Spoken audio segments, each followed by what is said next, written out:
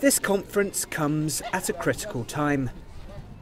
Aid agencies and the United Nations say they aren't receiving enough support to help the 1.2 million refugees in Uganda. The quality of the camps that people can live in will go down, and you will see a lot of refugees really with no support.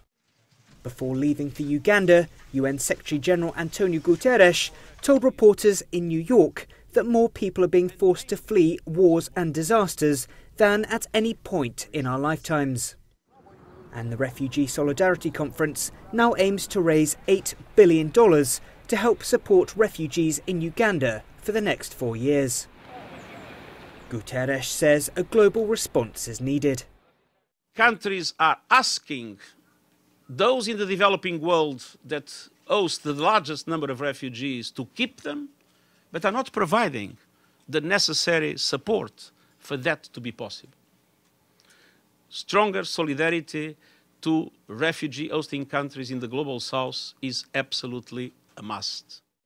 The UN says roughly 20 million people across parts of Africa alone are battling famine and at risk of starvation. They've requested $23.5 billion to fund their worldwide humanitarian projects, but so far have received just a quarter of that amount. And many are concerned by US President Donald Trump's threat to cut back on UN funding. There's the capacity of seriously damaging some programs, some instruments, some tools like the blue helmets that are, trying to keep peace in the world. But the UN hope the conference in Uganda can still make a real difference. The conflict in South Sudan has driven nearly 1 million people across the border into Uganda, and aid agencies say they're struggling to cope.